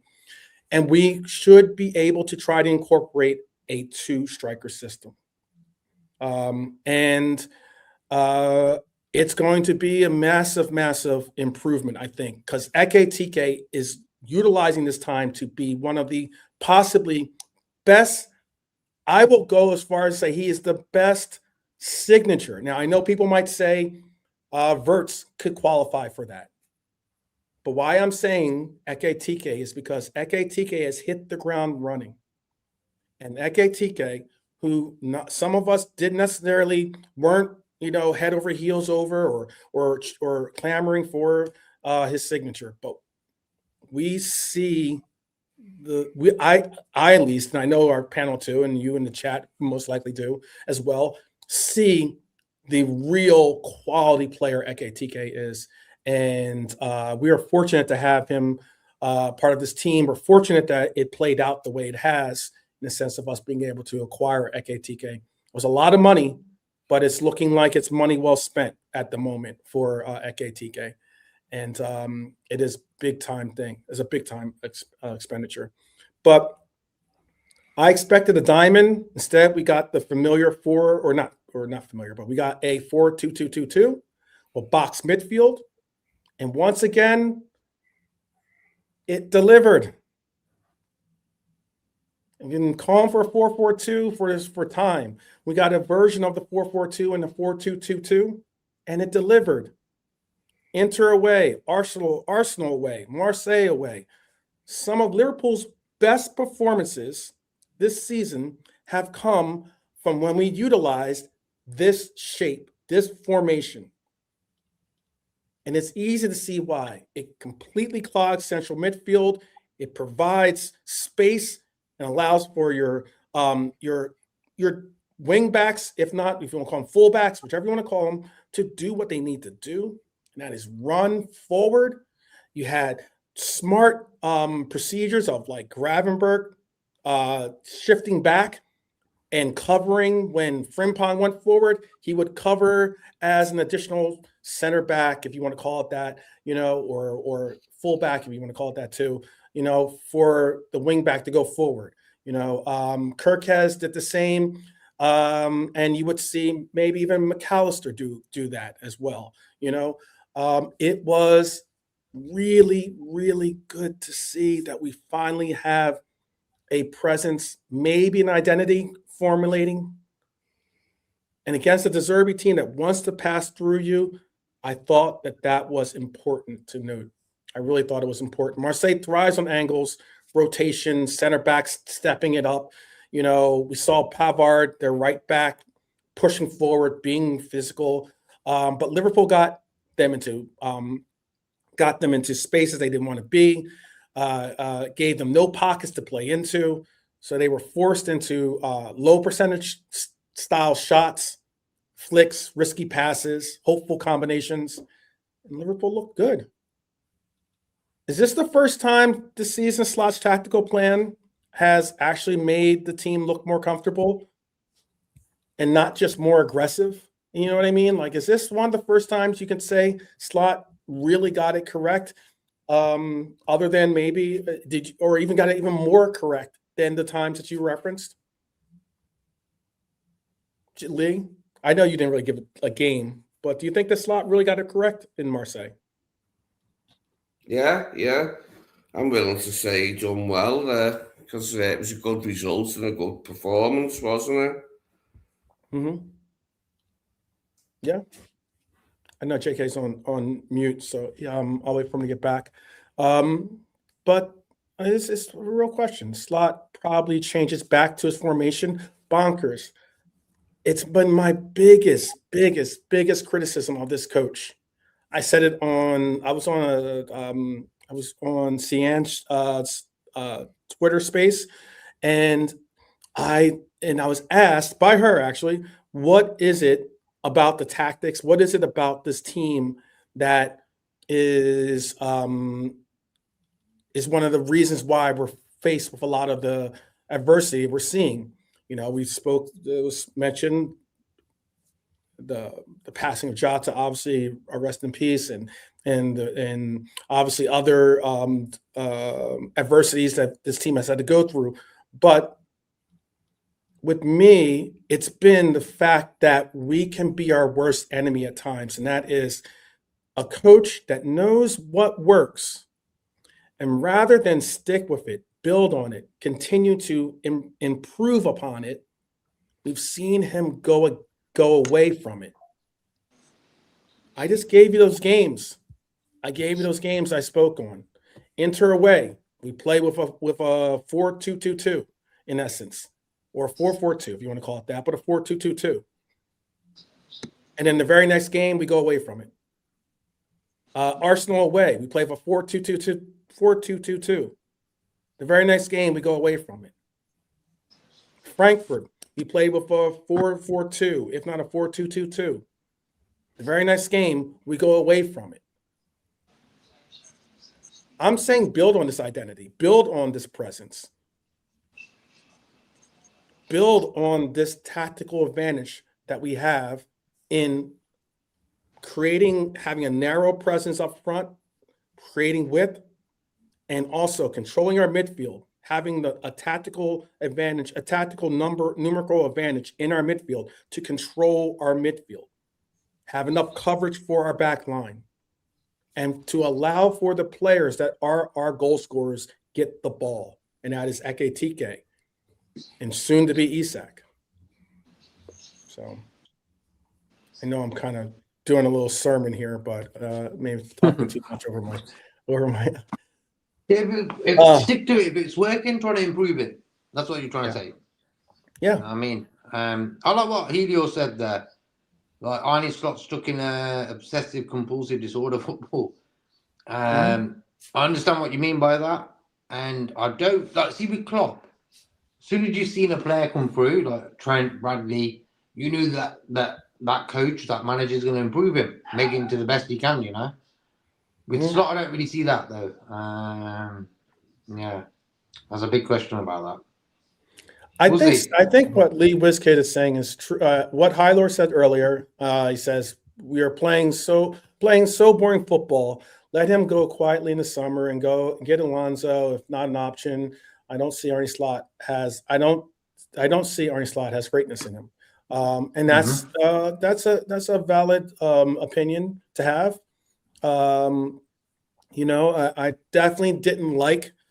I brought it up before. I definitely didn't like his comment where he basically threw a lot of shade towards people that are still questioning whether Arnie has the minerals, to be the coach we go into the future with. He made a comment recently about how. Let me see if I can actually just give you the exact comment.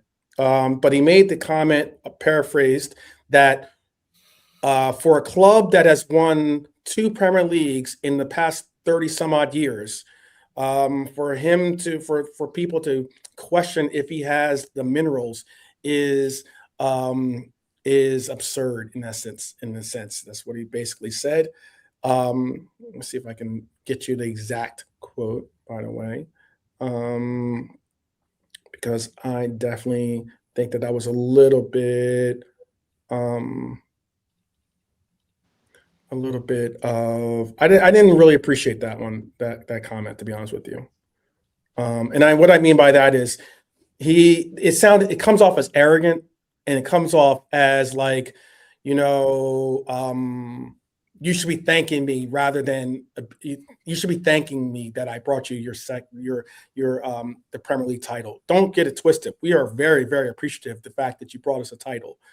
But why I'm saying it comes off as arrogant is the fact that originally when he took over for Jurgen Klopp, when he was getting the mantle passed to him, and he got to say something in his speech or address the crowd.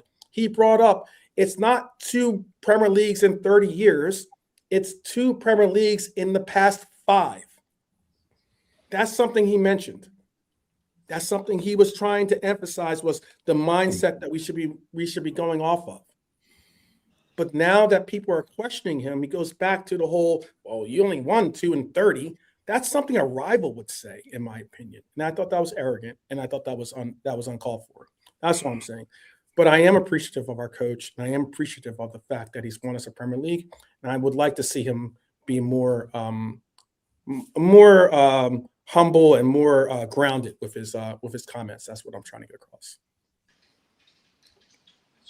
I have to agree with you there.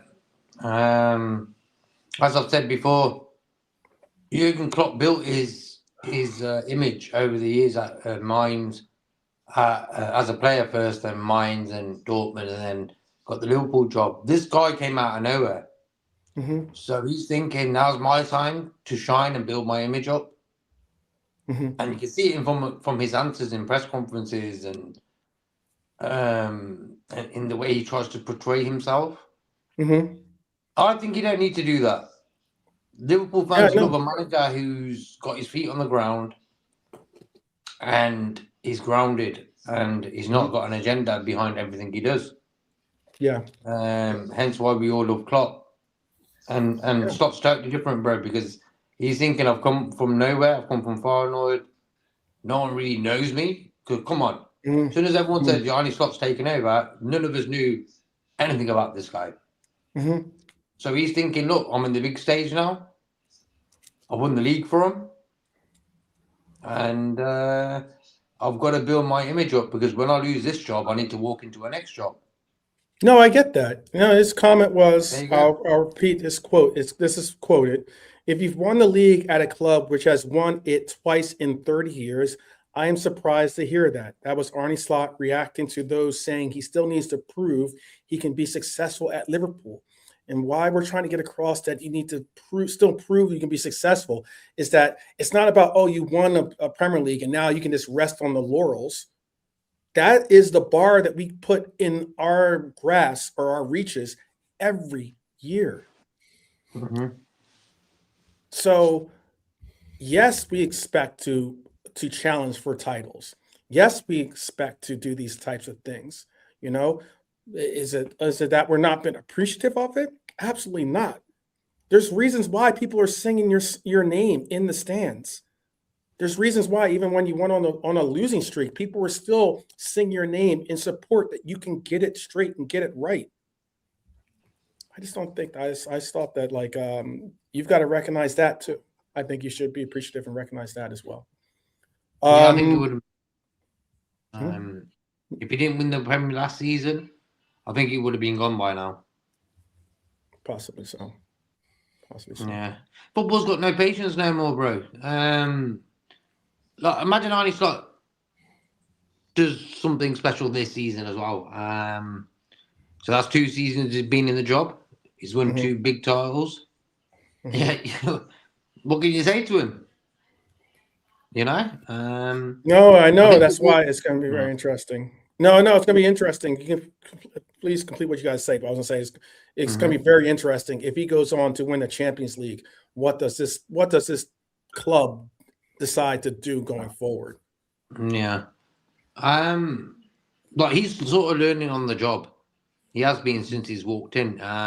He knew the Dutch league, did a bit of management there and stuff. Premier League, total different ball game, faster, more competitive, and I think this season is sort of rocked him. But I also believe in the way he's handled sort of players and stuff. That's more image related to show that he's got a ruthless streak in him and don't mess with Arne Slot. Don't need to show a bit of love, Arnie.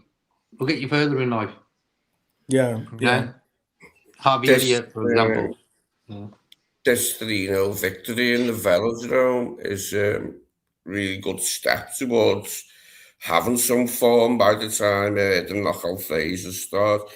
As long as we take care of Karabakh, which I'm expecting us to, then we see what we get in the draw. Hopefully it won't be like last season where we get the the informed team in Europe sort of thing.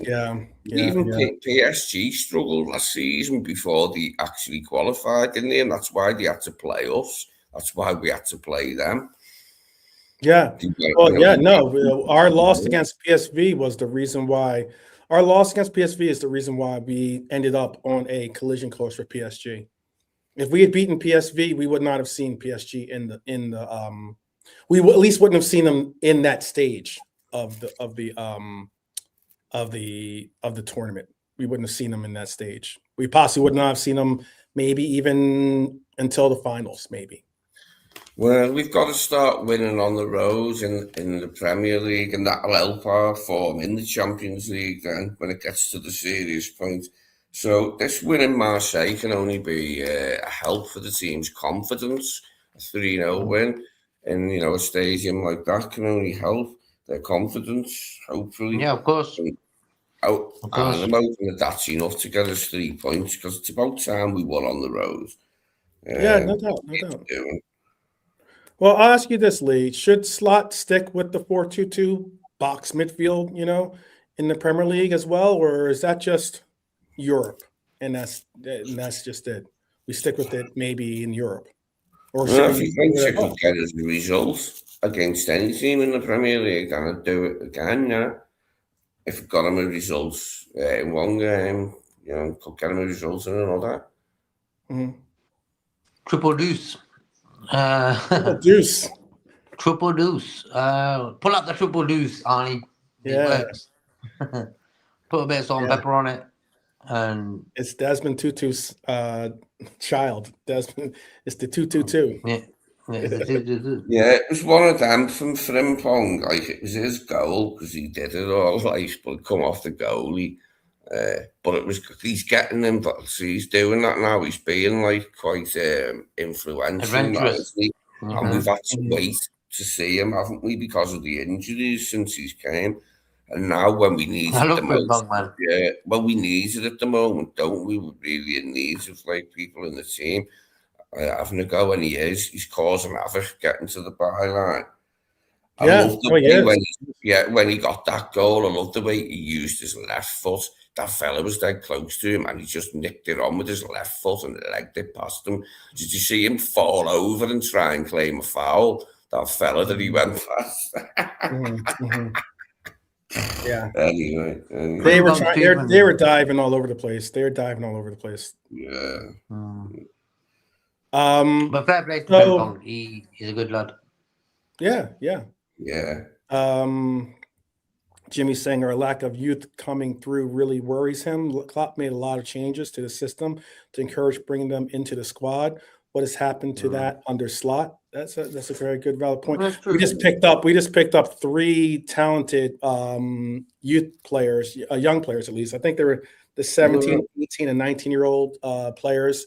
One of the most notable being the defender that we picked up. Yeah, it's going to be something to see. Peter's asking, are today's Wharton links genuine? That's a valid question. I don't necessarily think that they are, considering that Crystal Palace just cashed in on Gahey. Wharton is honestly probably their most profitable commodity that they have left on their team at the moment. They're still in Europe, aren't they? Even though it's at a lower level, they're in the Conference League. Yeah, I will do more I will do more research for you though, Peter, for that, and have a maybe in the summer. We haven't had any links really in the last few days with players in any position, any real solid links, have we? We've been speculating who we could buy at centre back, but it's not really been any solid links the last few days, has there?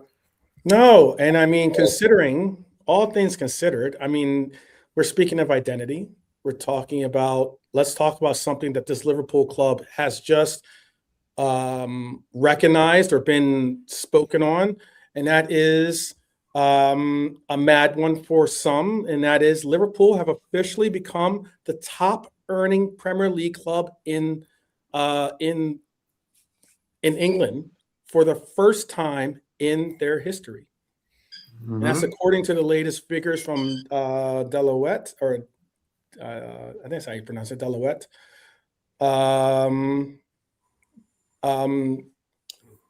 So the mad one is this: top British club, #1 in the league financially.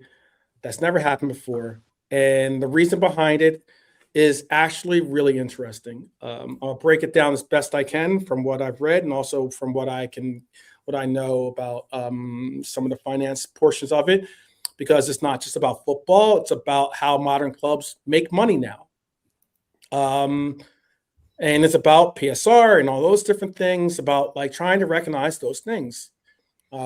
Liverpool had a brilliant season on the pitch. We won the title. We had Champions League football. All of that obviously helps.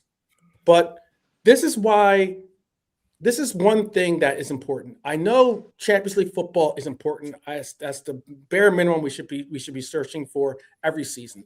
Not disputing that at all. But one thing is this: when you look at these numbers, for the first time ever, commercial income has outtaken broadcast income as the biggest source of revenue for clubs. That is huge. Huge. We all know we just signed a big deal with Adidas. We just signed a big deal with the rights of or about to either renew or decide to go move on from our kit sponsor. But why it's big is Liverpool's commercial revenue was up 7% last year. And a huge reason for that is Anfield. Since the redevelopment, Anfield isn't just about a football stadium anymore. It's about entertainment. It's about what you're seeing the likes of Spurs do, for instance, with their stadium. Taylor Swift played there, or at least at Anfield. Dua Lipa's played there. Bruce Springsteen's played there. Hopefully one day, Liverpool 12th Man with Lee, Nolante, and JK will be broadcasting from there. Who knows, right? But Liverpool are making money even when there's no football being played. And you have to remember, Liverpool became the top earning club in England, and we didn't even play in the Club World Cup last year. That's huge. If we had played in the World Cup, that's an extra 80, 90 million on top of what we've made. So we're top now, but we could be even closer to competing financially with the elite clubs like Real Madrid, Barcelona, even Bayern Munich and PSG. That's one big question that obviously is going to be arisen from this is why are there no other English clubs in the top four? Because we made top four, obviously we're the top, but why are no other clubs in the top four? And that's because normally you expect the Premier League to dominate the list, but Real Madrid being top isn't a shock. They're always up there. Manchester United were top back in can you guess what year Manchester United were top of this list? Possibly not, because it's been a hot minute. But 2017 was the last time Manchester United were top of this list. But now no English club is in the top three. We're fourth in that list, but no English club is in the top three. And again, it comes to commercial revenue. The Premier League is still the richest league in terms of TV deals. We get that. Commercial power is now more important than broadcast money. And clubs like Real Madrid, Barcelona, Bayern, PSG are global gold standard brands. Big corporations want to be associated with them worldwide, not just in one country, but globally. On top of that, 3 of those 4 clubs played in the Club World Cup. So they probably made around 70 to 90 million in their coffers. And they're all in the expanded Champions League, playing more games, making more money from match days, broadcast, commercial income in the same. Now, here's the real mad one too, though. For the first time in the 29 years of this, I think it's spelled or pronounced Deloitte, Deloitte. In the 29 years of it being published, Manchester United are at their lowest point, their lowest position ever in the 29 years of this publication. They're the lowest they've ever been. During the Ferguson years, United were, normally on top. Sure, the 90s and the likes, they were winning trophies, leading the world commercially, getting big TV deals or big contract deals. There are a lot of the reason why more clubs, especially Liverpool, have gone the commercial route of trying to capitalize on revenue that way.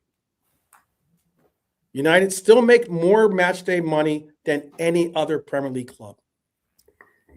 They make 166 million in revenue from hosting games.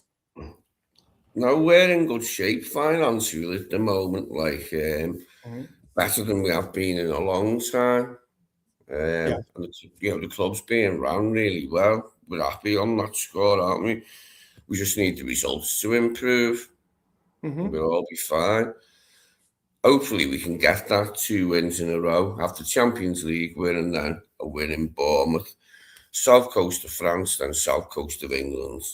2 games, 2 wins. That'd do nicely.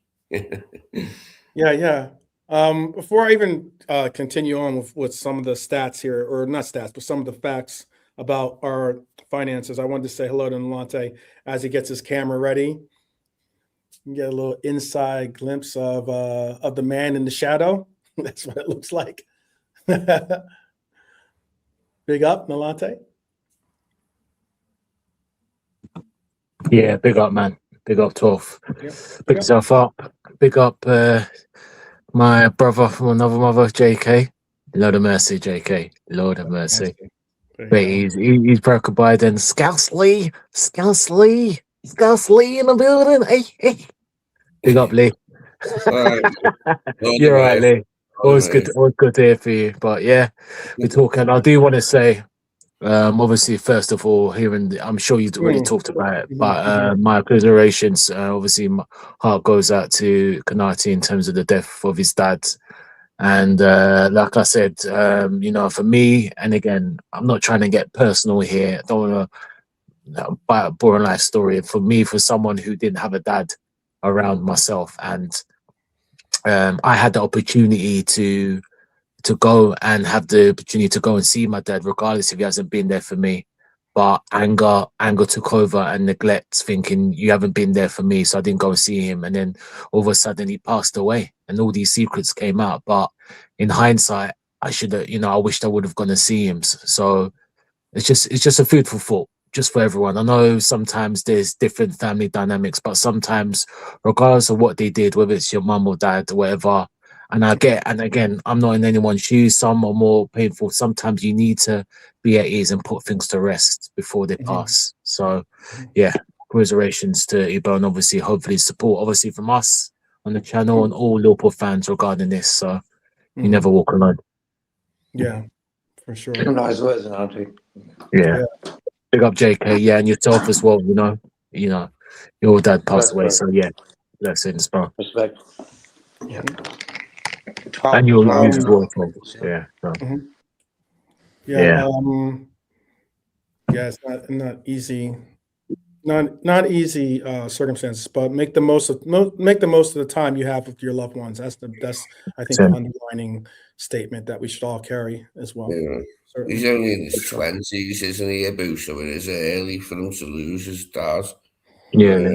I'm sure he'll gather around and that. He just needs to take his time then. Take as much time as he needs, like, and joke. Yeah, certainly. Excuse me. I want to bring some context into what I was saying about this revenue, and about the reason why I'm bringing all this up is because I know. I was trying to bring up the reference of Manchester United. I know some people are worried about whether if we don't make top four or not, if that will, impact us greatly on the things that we can do with, bringing in new talent or refreshing the team in certain areas. And Manchester United's commercial revenue was around 346 million. But it's flatlining. And what I mean by that is they're down to about 180 million. Well, that's roughly 100 million less also than Liverpool, Arsenal, and Manchester City. The reason why that's happening to Manchester United, at least, is because they've got no Champions League. They're not going to get an invite to the Club World Cup. So there's no,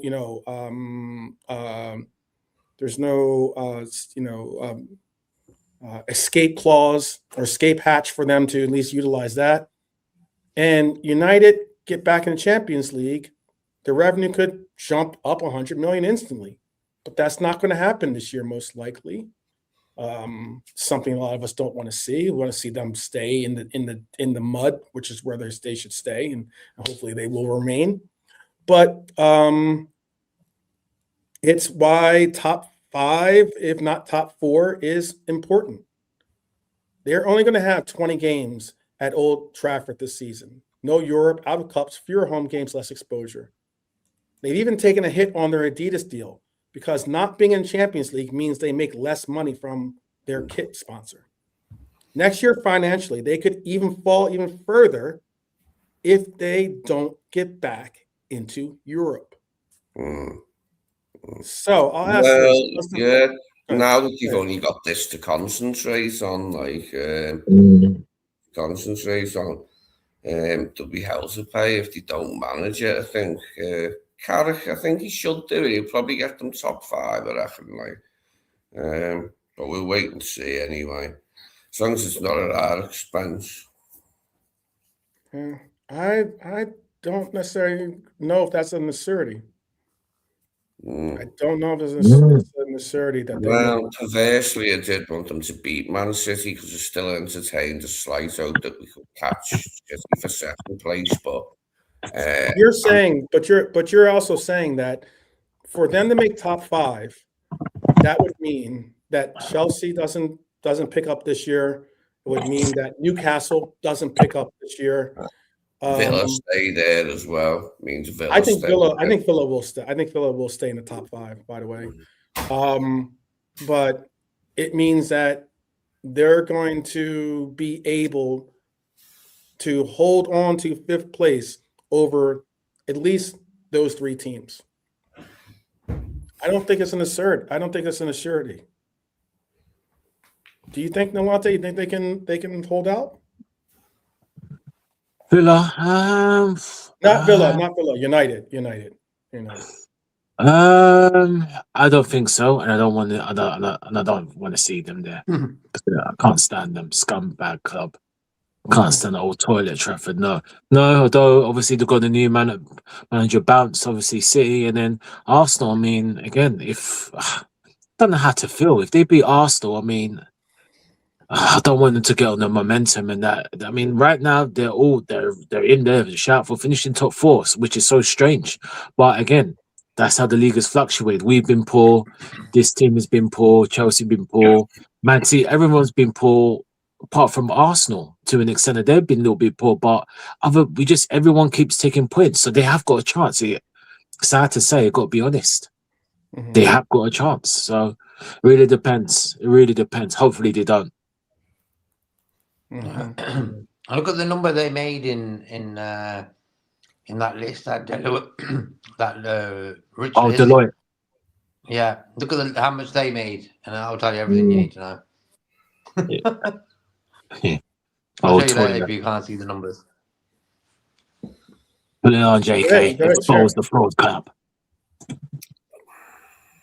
Their number suits their nickname. Let's just put it that way. Oh, yeah, it does. I know exactly why you're saying that. Yeah. You know what I'm saying, isn't it, 12? Yeah. There's God-fearing people. Yeah. We don't mix with devils around here. Yeah, man, I'm a God-fearing man. We don't mix with the devils. Liverpool there you go, bro. They 697 million to City, 690 million to Arsenal, and then Manchester United with the mark of the beast. Say no more. Say no more. As soon as I seen it, bro, this morning, I was like, okay, there you go. Says it all. Yeah.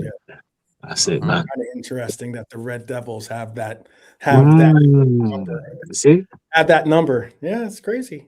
Again, crazy. Things work out. That's insane. Yeah. That's why for me, Liverpool are a special club. It's spiritual, and our fan base is totally different to any other fan base. Agreed. That's why us all guys, there's 4 of us here, all support Liverpool, and everyone in the chat who are top lads, all support Liverpool. Yeah. What is it? You didn't get a chance to comment on the game. Did you want to get your your chops in? Chops, yeah. You're not talking about pork chops. Oh yeah, exactly. There you go. They're talking about the Chinese chops you buy at the shop. I mean, your guy. I know. You know why? Especially because I was saying, I mean, yesterday, Yeah. JK was definitely the app. His desk had a lot of apples on it from players because he was giving out some great grades for them. But but we were talking about how your guy, all of our guy too, we love Joey, but how Joey made a real big difference in that game yesterday. He showed his quality, you know. Well, we got a double Dutch on the scoreline, didn't we? With Jeremy and Cody both scoring, and we got a return to the team for Joe. Like that, Lee. Yeah, it's a good one for Arnie, a double Dutch, you know. But yeah, could have Joe back in the team for a small, you know, for a short period while Ibu like absorbs the blow with his dad dying. At this rate, Lee, give. Sorry, Top, go on. Sorry. No, I was going to ask you what your thoughts were. Yeah, no, just my thoughts with the game. Well, first of all, I'd like to say, Lee, with that great headline, you can have a pen and you can write for the Daily Telegraph with that double Dutch headline. So good. Well, man, big up everyone in the chat as always. Red Armchair, High Law, everyone, man. Like I said, I don't even need to discuss it for you guys in the chat. We already discussed. We all know how good Joey is, but yeah, good game, man. Again, on other certain channels, and again, chat, we know that certain channels, you know, people were saying that, oh, he's finished at centre back, don't play him as centre back, and then the Barnsley game, which you know, I'm a Joey fan. He wasn't great, and I mean, he wasn't great. He was very rusty, lackluster. He wasn't like horrible, you know. But I mean, he's done. He's finished again. Injury prone Joey Gomez. I mean, listen, there's a reason why Joey's VVD's favourite partner. Let's just put it that way. Yeah. Let's just put it the way. They're like best. They're Joe on and off the court, you know. Obviously, what's happened? I mean, it's like I said, but if he was injury free, they'll be. I think they're saying on Brian, big up Brian, saying his channel, they'll probably be up there for one of the greatest Liverpool defensive partnerships of all time. Honestly, if he was injury free with VVD, honestly. But apart from that, let me not stuck on Joey because he had a great game, you know, very reliable.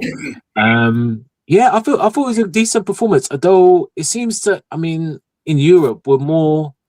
What's the word I say? We're more better in Europe and than in the Premier League, and I don't want that to be like, oh, we struggling in the league, and then we get to the quarters and semi-finals of the Champions League. But we see more. I don't know, or you know, Slot changed, you know, the 4-2-2-2, and Slot has got a decision to make because maybe he should put that formation in the Prem. Maybe he should switch it up for me. Because he was good. I know Marseille didn't contribute. People say they're a bit too open, but that's De Zerbi. He plays that way. But let's be honest, a lot of us, and again, I wasn't on the roll call, so correct me, apologies, chat, if I get it wrong with score predictions. But a lot of us were thinking maybe a draw at the most, you know, because of the Burnley thing. Yeah, so, I mean, as much as people, you know, we want Slot out, etc., you got to give fair play to Slot. And look, that's what I mean, yeah, you know, Jake, and look, the guy that's been getting a lot of criticism, Cody Gakpo, was on the bench. He was on the bench, and he came on his score again. Motivation, the same with Mo. Yeah, JK, and you know, both like of them guys. I said before in the roll call yesterday that I said, look, Gakpo and Salah haven't been involved in this run we've had since whatever.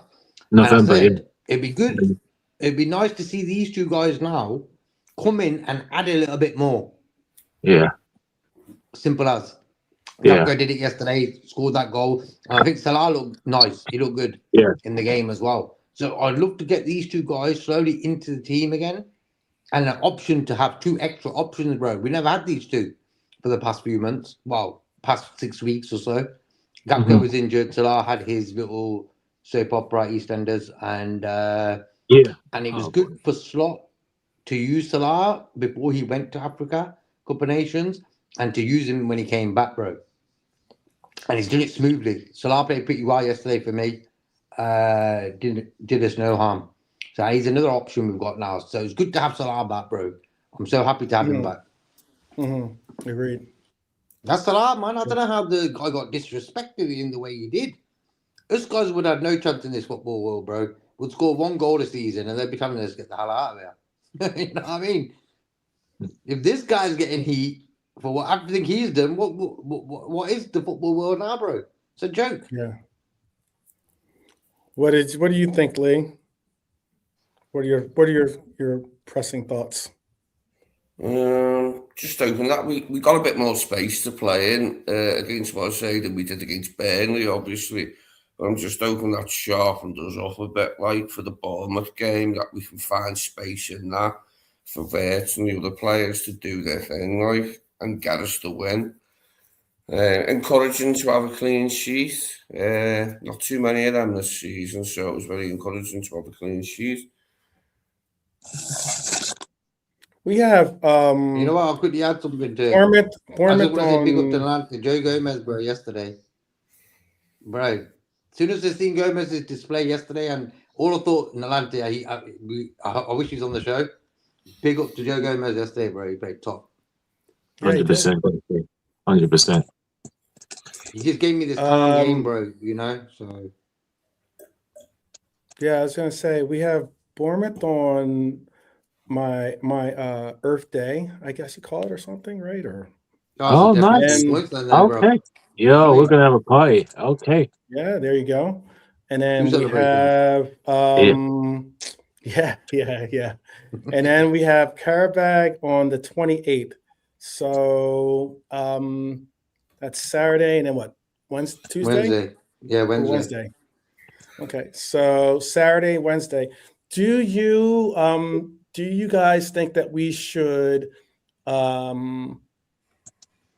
rotate for this game against Bournemouth? In essence, I know it's a game on the road. I know it's going to be difficult, but how do you go about being prepared for the game? Do we hold off and maybe rotate for the Karabakh game, or what? You know, what do we do to make sure that we get a win?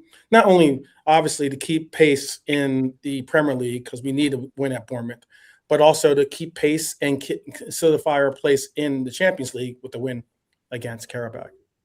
What do we do? And then we got some big games right after that: Newcastle, Manchester City. So the rotation's got to be proper and smart. How do you go about it?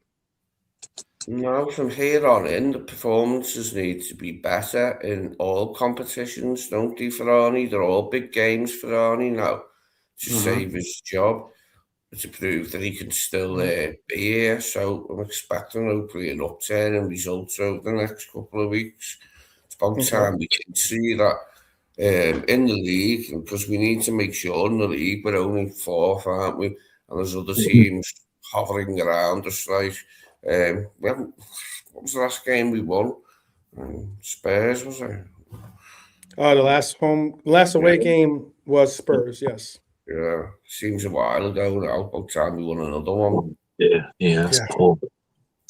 My question is, who's going to get the red card for Bournemouth? I don't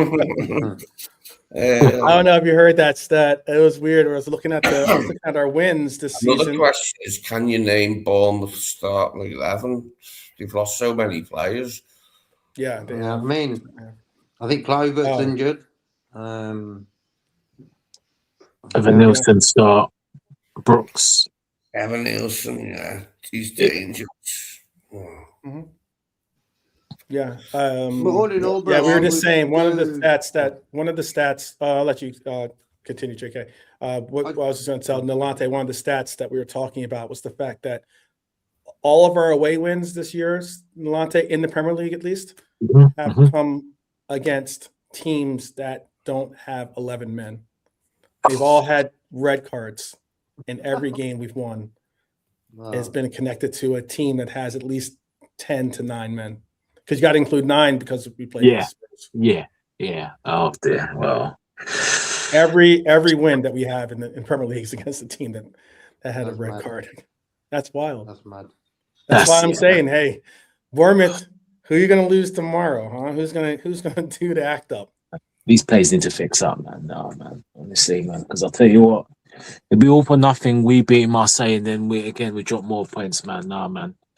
We have to get back, because now every game is a risk. Now every game we're not sure. we're not sure what team's going to turn up, and it's not good. Yeah, you're right about that. I'm with you. I'm with you, Nalante, in that I think this coach. One of my biggest criticism of this coach has been that he finds a solution, he finds something that works, and then goes back to form, or back to task, however you want to call it. And I just want to see this coach create an identity for this club, create a resource to apply, in the sense of, if 4-4-2 or 4-2-2-2 or whatever it's going to be, that's going to be if that seems to be the working formation, stick with it. Don't go to Bournemouth and then all of a sudden go into a 4-2-3-1 and have us struggle. If we're going to go, because we've struggled in a 4-2-3-1 plenty of times, but every time we played a 4-2-2-2, we've gotten results. If we struggle in a 4-2-2-2, okay, then maybe that's something that we deal with. But all the same, I'd rather test that scenario rather than go back to type. That's my point. And for me, bro, I'm going all out against Bournemouth. Probably similar team to yesterday's. And carry your bag. I'll rest Van Dijk. I'd rest Ekatike, maybe. I'd rest Gravenberch, maybe. But I'll try to be resting some players in that game. Okay. In the Bournemouth game or the Carabao game? The Carabao game. Like, for me, Bournemouth, I'm going all out. Like, whoever's there, bang, get it going, get the win. Carabao, maybe start a strong team, get the game sort of done, then make changes. Yeah, that'd be a better option. Okay. So we're playing Bournemouth and then barrier bag. Yeah. Carry it back, FC. Yeah. Barrier bag. Yeah. Marseille. Yeah.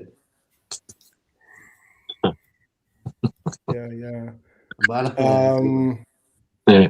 I'm just reading some of the stats there. I don't know. There's whoops. Yeah, I can't say we always beat. Yeah. We don't. I did see that. I did see you're saying that we always beat teams with that start with the letter B, but that's not true. Actually, we didn't beat Burnley. Oh dear. Yeah. We didn't beat who? We haven't been none of the promotes. Brentford beat us this year, didn't they? Brentford beat us this year. Yeah, they have. Yeah.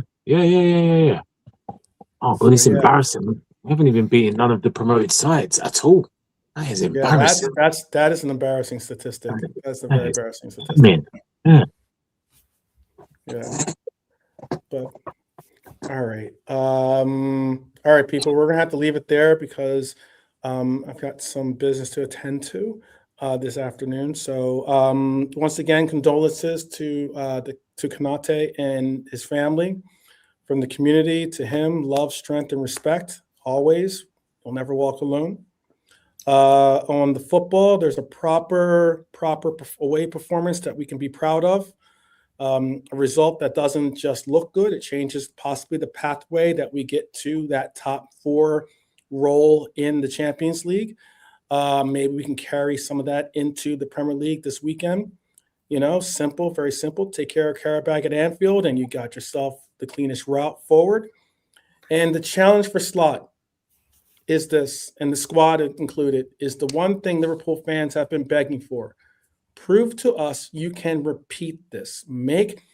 You've been successful. We've applauded the approach. We've applauded the result.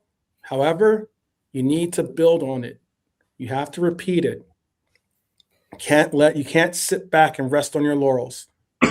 So if you've enjoyed this episode, please hit the like. Please subscribe if you haven't already. Drop your thoughts in the comments. If you're on X, big up to you. Come over sometime to YouTube and join us here. And also, I'll let the panel know. Please let the panel know what you believe was the case for our team in Marseille, or what you think is the case for our team going forward. You know, what you see next. I'll let the panel give their proper peace outs. So I'll start with Lee, then go to JK, and then end with Nolante. So go ahead, Lee. Yeah, cheers everyone. Thanks for your contributions. Thanks for being here. Hit the like. And hopefully we get a win against Bournemouth.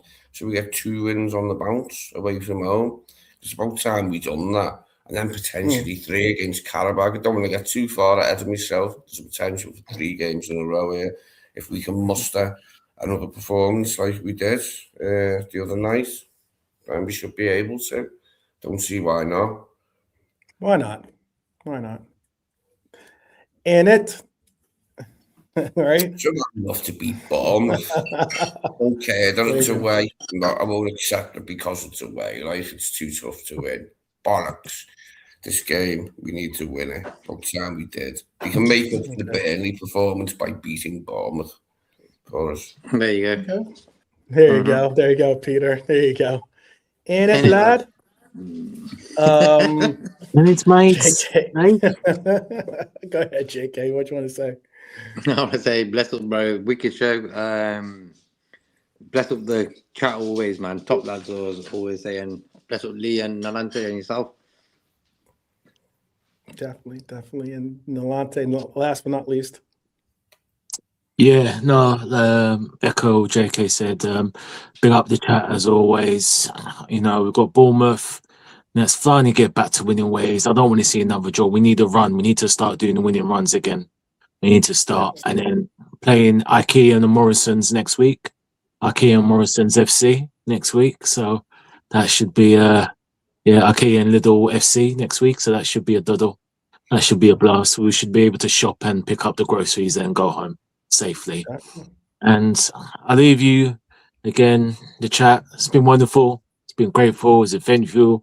But leave you in the words of Mr.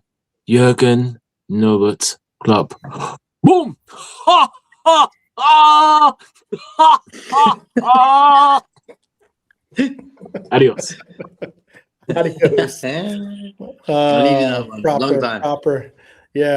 Proper way to say goodbye and salutations.